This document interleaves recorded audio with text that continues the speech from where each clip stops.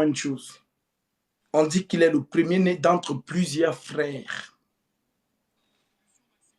Maintenant, les frères là, eux aussi, sont de l'origine. Ça veut dire quoi? Ça veut dire qu'autant Jésus a porté un corps pour venir dans cette dimension, autant ses frères aussi ont porté un corps et ils sont venus dans cette dimension. C'est pourquoi Jésus dit, tu entends le bruit du vent, mais tu ne sais pas d'où il vient et où il va. Il en est ainsi de tout homme né de l'esprit. Et avant ça, il dit quoi? Ce qui est né de la chair est chair. Ce qui est issu de l'esprit est esprit. Maintenant, la toute première des œuvres de Dieu, lorsque tout le monde lit, tout le monde va dire c'est le ciel, c'est la terre, ainsi de suite. On est d'accord. Mais Dieu lui-même, qu'est-ce qu'il dit? C'est pourquoi pour lire le récit de la création, il faut lire le livre de Job. Et je vais peut-être te lire une écriture.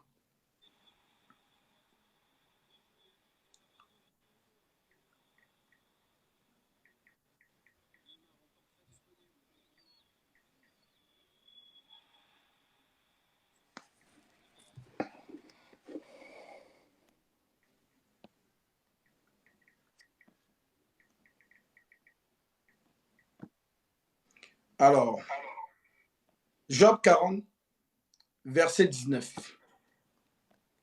Job, je prends même à partir du verset 18. Hein.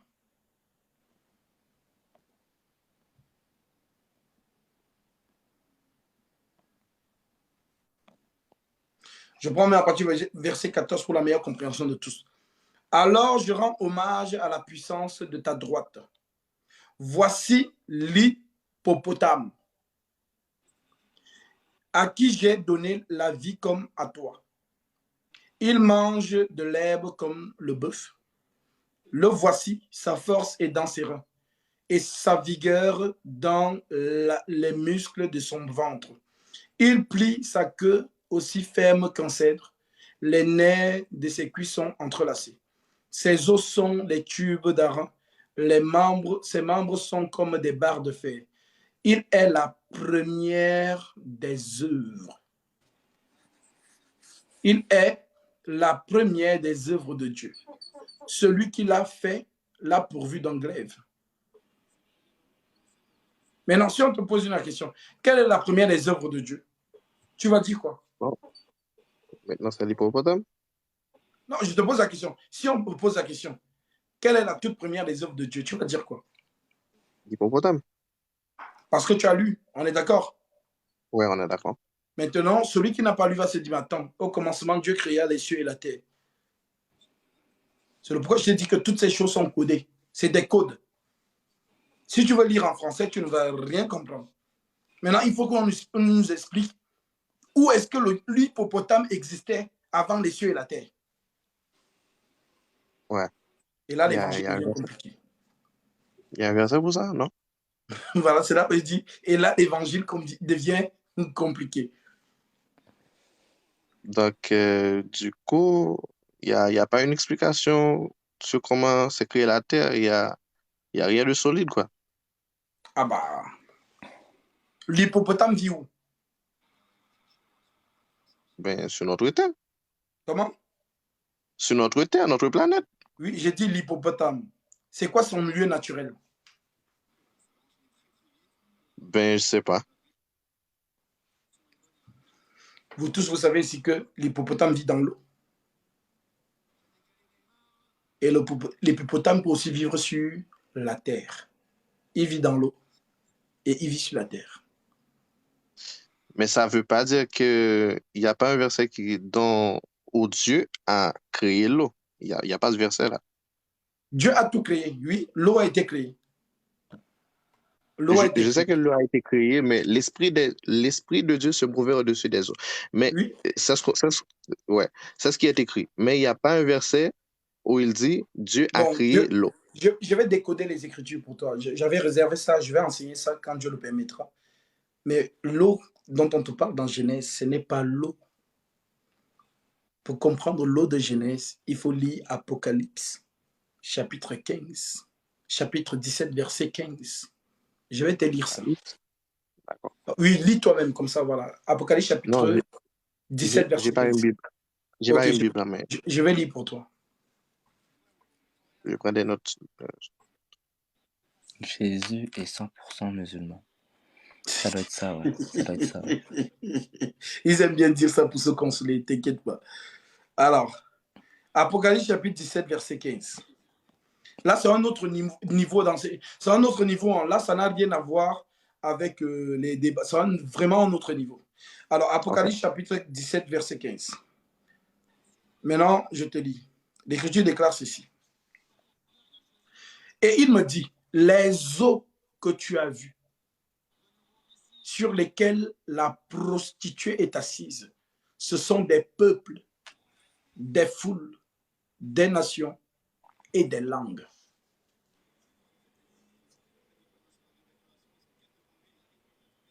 Mais c'est vraiment un autre niveau là, mais Ah oui, c'est un autre j'étais. niveau. C'est le pourquoi je dis, ce sont les choses que je ne veux pas. Je vais pas prêcher ça comme ça. Parce que là, ça va un peu. Ça va désaxer un peu la compréhension des gens. C'est pourquoi je vous dis, autant l'Apocalypse est codé. Tout le monde dit, l'Apocalypse, c'est compliqué, c'est codé. Mais Genèse et l'Apocalypse, c'est la même chose. Genèse 1, Genèse 2, Genèse 3, Genèse 4, tout ça, c'est codé. Donc on ne parle pas de la Donc, création de Genèse. l'esprit des eaux se mouvait au-dessus des eaux. Au commencement était la parole. La parole était avec Dieu et la parole était Dieu. Tout ce qui a été créé par la parole et rien de ce qui a été créé n'a été créé sans la parole. Mais là, je La suis parole, embrouillé. Je voilà. crois qu'il n'y a pas une réponse exacte. Ben, merci quand même d'avoir essayé de m'expliquer, mais C'est pour te faire c'est vraiment comprendre pas que clair. cette écriture se réfère à Jésus, l'esprit qui se meut au-dessus des eaux. Les eaux, comme tu viens de l'entendre, ce sont des peuples, des populations. Maintenant, l'esprit de Jésus se meut au-dessus des eaux. Ça veut dire quoi? La lumière, lui, dans les ténèbres, et les ténèbres ne l'ont point reçu. Donc, c'est Christ lui-même, lorsqu'il vient dans la création. Dans les eaux, là, c'est lorsque l'esprit se meut, c'est-à-dire que l'esprit entre dans sa création. Lorsque tu vas lire Genèse 2, qu'est-ce qu'on va te dire? Est-ce qu'on va créer le 7e jour? Est-ce qu'on va quoi? Est-ce qu'on a créé le 7e jour? Ben, j'ai pas une réponse à ça. Ben, il faut lire. Ben, merci quand même d'avoir essayé de m'expliquer, mais c'est vraiment compliqué et vous m'embrouillez là tout de Non, suite. je ne t'embrouille pas. C'est pour te dire que, en fait, c'est ce que je dis souvent, genre, c'est que vous lisez. Lisez la Bible pour garder l'histoire. Mais sachez que ce que vous lisez là, ce sont des codes, c'est crypté. Donc, le sens que tu lis, ce n'est pas le sens que ça veut dire. Le seul endroit où la Bible est claire, où on comprend, c'est ce qu'on appelle l'Église. Acte 2, Jude. C'est là où c'est clair. Donc, ce que tu lis là-bas, tu comprends. C'est ce qui est ça, c'est pourquoi on appelle ça acte des apôtres. Mais tout ce qui est de Genèse là, jusqu'à l'Apocalypse, tout ça c'est codé. Donc, quand tu lis, tu as lu pour garder l'histoire. Mais le message derrière l'écriture que tu as lu, tu ne l'as pas. Ok, je comprends, c'est codé, mais est-ce que toi, tu comprends ça? C'est ça qu'on appelle le ministère. Maintenant, je vais lire Genèse chapitre 2. Genèse 2, verset 1. Ainsi furent achevés les cieux et la terre, et toutes leurs armées. Dieu acheva au 7e jour son œuvre qu'il avait faite, et il se reposa au 7e jour. Jour de toute son œuvre et qu'il avait faite. Dieu bénit le 7e jour et le sanctifia, parce qu'en ce jour, il se reposa de toute son œuvre qu'il avait créée en la faisant. Maintenant, lorsque toi, tu vas lire, tu vas dire, ah, Dieu s'est reposé. Donc, beaucoup de gens, quand on dit Dieu s'est reposé, ça veut dire que Dieu a dormi, ou Dieu s'est assoupi, ou bien il s'est assis dans un canapé il a ouvert une petite bière et il a commencé à boire, n'est-ce pas? La plupart des gens, c'est comme ça qu'ils comprennent. On est d'accord? Ouais, c'est ça. Mais c'est quoi le repos en réalité? Parce que, souviens-toi ici qu'on dit que le 7e jour a été sanctifié. Notre Père qui est aux cieux, que ton nom soit sanctifié. Mais j'ai une question.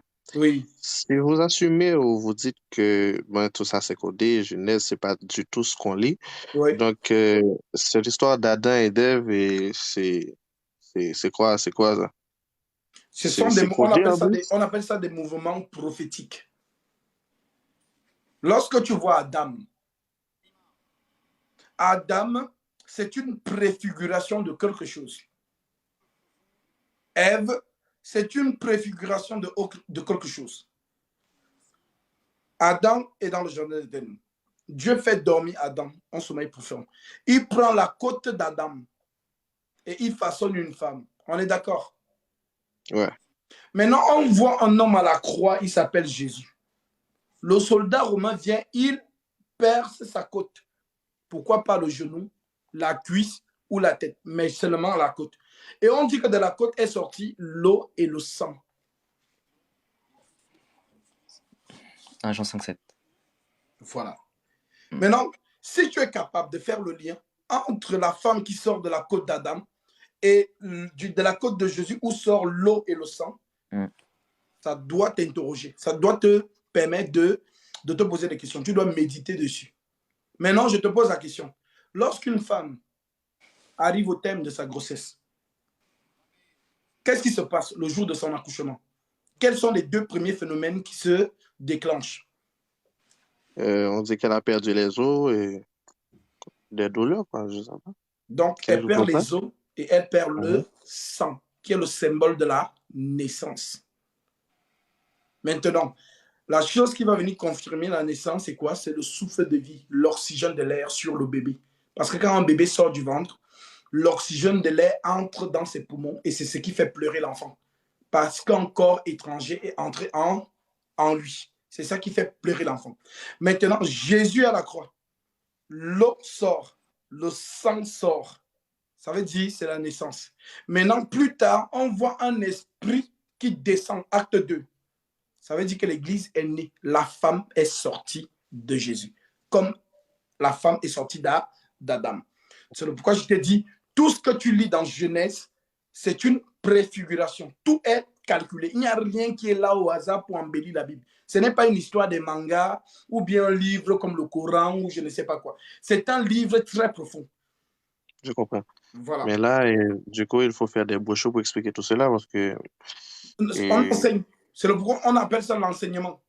L'enseignement. C'est le pourquoi on vous dit que les vrais hommes de Dieu, on ne les voit pas. Parce que ces choses-là, on n'étudie pas ça. C'est l'Esprit Saint qui donne. C'est un don, en fait. Donc, le don de décrypter. Parce que ce n'est pas toi qui décrypte, c'est l'Esprit Saint en toi qui décrypte. C'est pourquoi la prophétie dit dans Daniel chapitre 12, verset 4. Toi, Daniel, tiens secrète ces paroles jusqu'au temps de la fin. Plusieurs alors le liront. Plusieurs alors le liront et la connaissance augmentera. Donc, parmi les plusieurs qui vont lire, ce sont ces gens-là qu'on appelle le don ministériel. Paul, Pierre, Jacques, Jean, c'est eux qui ont lu. Parce que c'est eux qui ont décodé le sacerdoce lévitique. C'est l'apôtre Paul qui a dépécé le sacerdoce lévitique. Donc, mais vous m'avez expliqué, j'ai compris. Alors, je ne vois pas le problème à faire des brochures pour expliquer aux autres. Oui, c'est ça que je dis. Ça veut dire que si je commence à faire des brochures comme Branham, déjà Branham c'est un faux prophète. Voilà, parce qu'on ne fait pas les brochures. On dit, on n'enseigne pas un enfant de Dieu. Dans la nouvelle alliance, on n'enseigne personne. C'est la promesse de Dieu. Dans la nouvelle alliance, j'écrirai mes lois dans leur cœur et je les imprégnerai dans leur esprit. Je les graverai dans leur esprit. Ça veut dire quoi? Un enfant de Dieu, on ne l'enseigne pas. Un enfant de Dieu a les paroles de Dieu dans son esprit. Maintenant, lorsqu'il rencontre un vrai homme de Dieu, lorsque l'homme de Dieu va commencer à prêcher, les choses qui sont enfuies en elle vont bouger. Et c'est là où elle va comprendre comme si en fait, elle se réveillait dans son sommeil profond. Que, ah d'accord, je comprends maintenant. Parce qu'on ne l'enseigne pas. La parole de Dieu est en lui. C'est pourquoi on ne peut pas mentir un enfant de Dieu. Jésus dit, aucun élu. C'est-à-dire, ils feront des produits et des miracles au point de séduire s'il était possible, même un élu.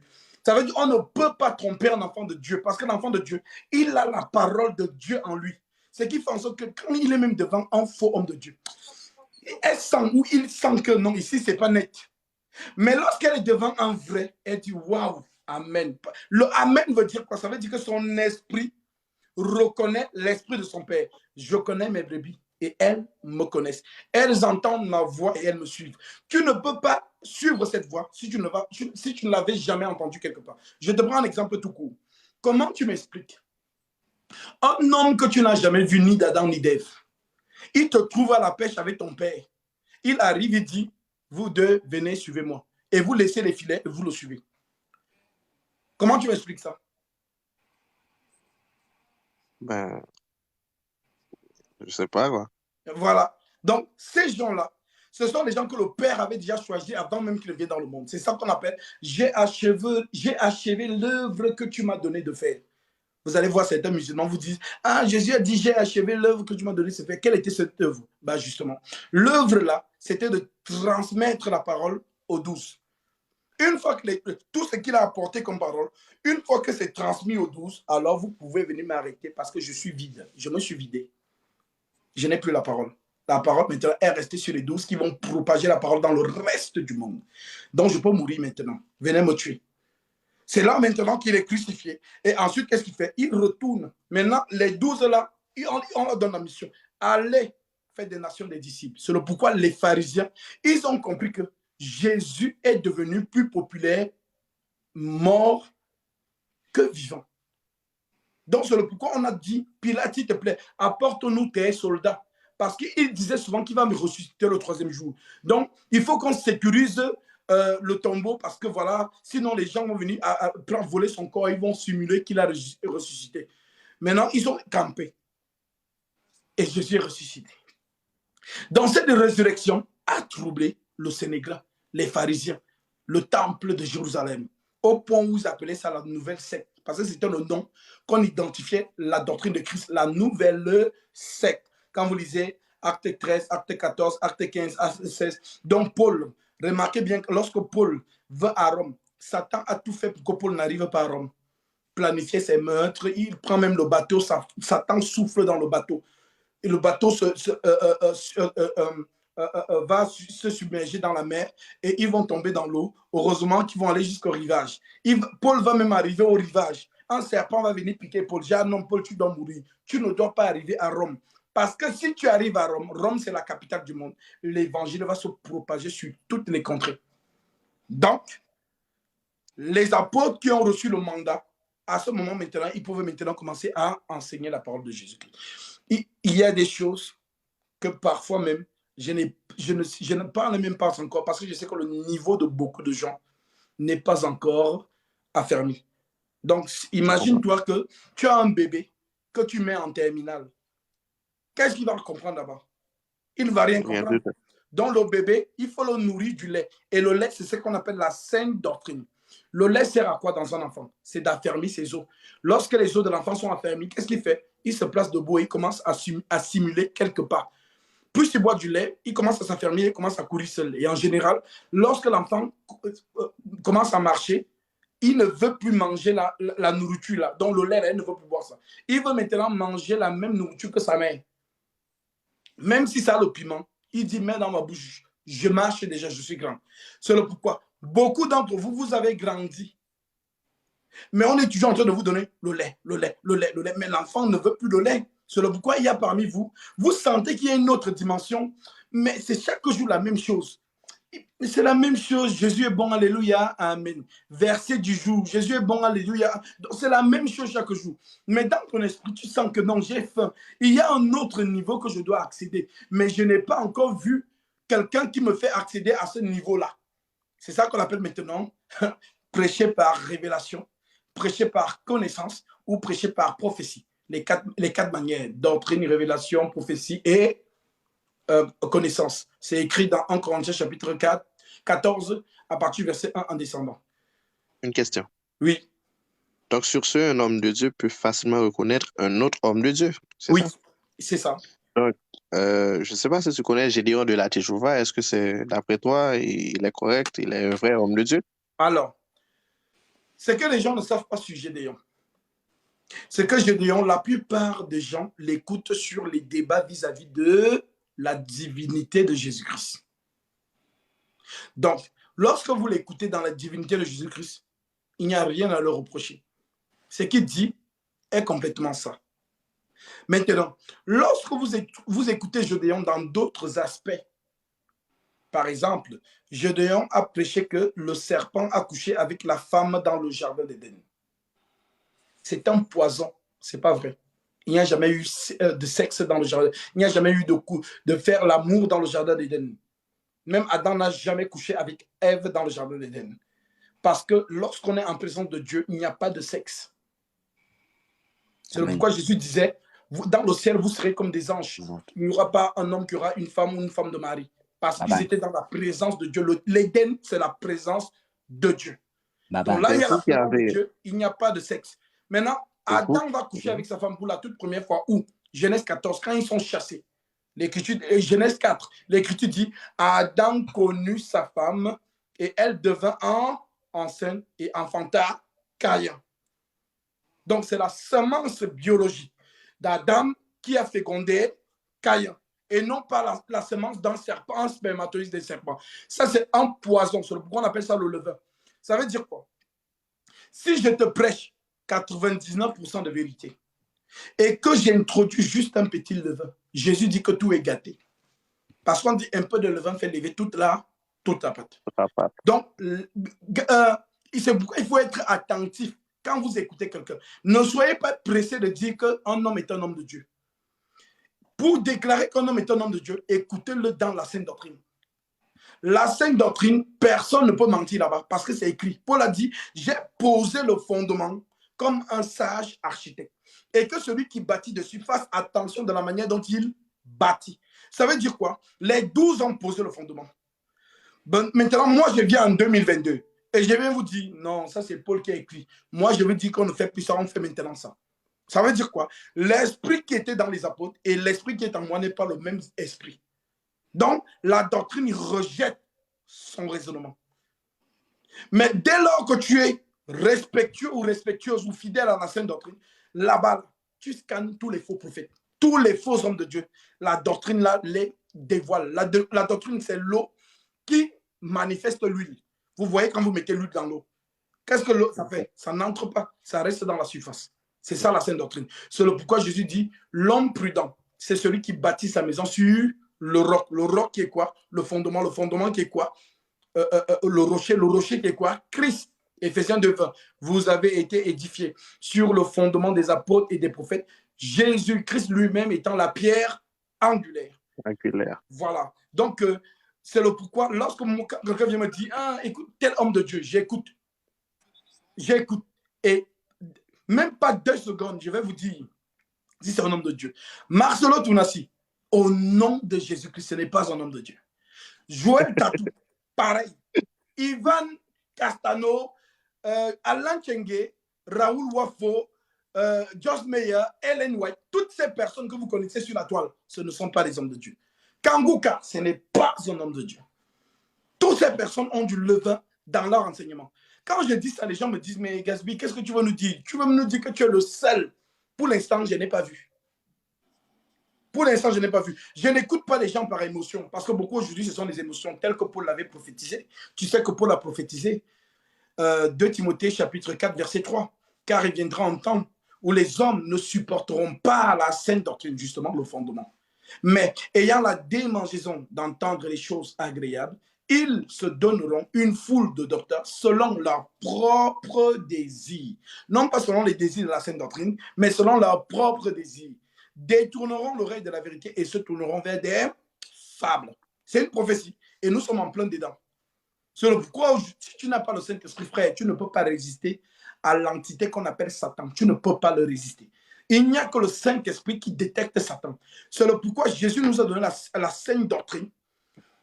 Parce que dans le roc, Satan ne peut pas pénétrer. C'est comme un cercle divin où il ne peut pas entrer. Donc, quand que tu es bâti sur le roc, il ne peut pas entrer. Mais dès que tu quittes le roc pour te poser sur le sable, parce que le même verset parle des deux choses, je vais lire ça. Matthieu 7. Matthieu chapitre 7. Verset 24. Il dit ceci.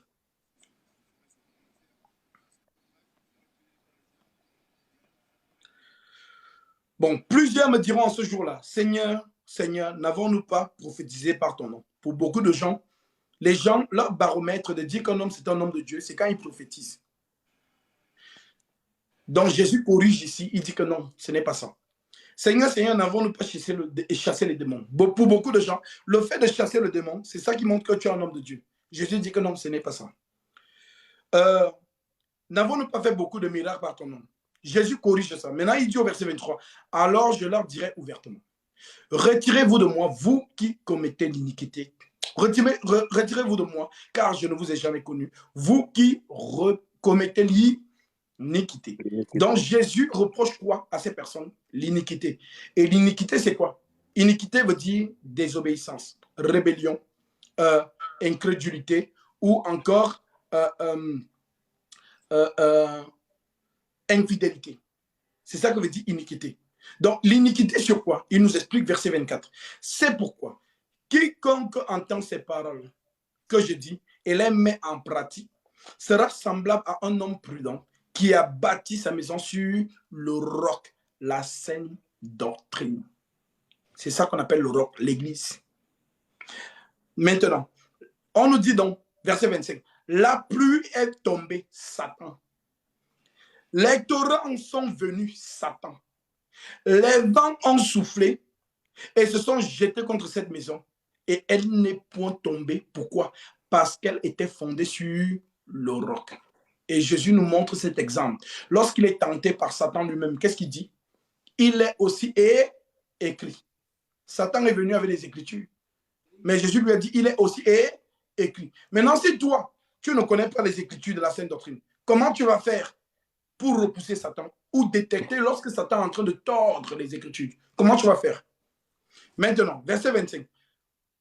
Verset 26. Mais quiconque entend ces paroles que je dis et ne les met pas en pratique sera semblable à un homme insensé qui a bâti sa maison sur du sable. Maintenant, le sable, c'est le symbole de quoi? Les fables habilement conçues, comme le disait l'apôtre Paul. La théologie. La théologie, vous allez voir que la théologie a deux aspects. C'est-à-dire, la théologie, c'est une science qui peut peut-être situer et dater certaines choses. Maintenant, vous allez voir que beaucoup de femmes qui vont faire des... Parce qu'aujourd'hui, pour devenir pasteur, qu'est-ce qu'on fait? Tu vas t'inscrire dans une école théologique, tu passes un examen, tu réussis un examen, on te donne un diplôme et c'est ça qui fait de toi papa pasteur ou tonton prophète ou je ne sais pas quoi. Maintenant, lorsque tu prends la théologie, c'est la théologie qui enseigne aux femmes d'enseigner. Et pourtant, lorsque toi, tu vas être prudent et que tu vas te consacrer que sur ce qui est écrit sur la base de la Sainte Doctrine, l'Écriture dit là-bas que je ne permets pas à la femme d'enseigner. Donc, Jésus recommande ses apôtres, tel que je l'ai dit, Jean 17, versets 19 à 20. Jésus dit ici que celui qui entrera dans le royaume des cieux, c'est celui-là, celle qui fait la volonté de son Père qui est dans les cieux. Maintenant, la volonté du Père qui est dans les cieux, c'est quoi? C'est de garder sa parole, selon Jean 17, versets 5 à 6. Maintenant, aujourd'hui, les apôtres qui ont reçu le mandat du Christ, qu'est-ce qu'ils nous disent pour nous qui sommes de 2022? Ils nous disent quoi? Ils nous disent ceci.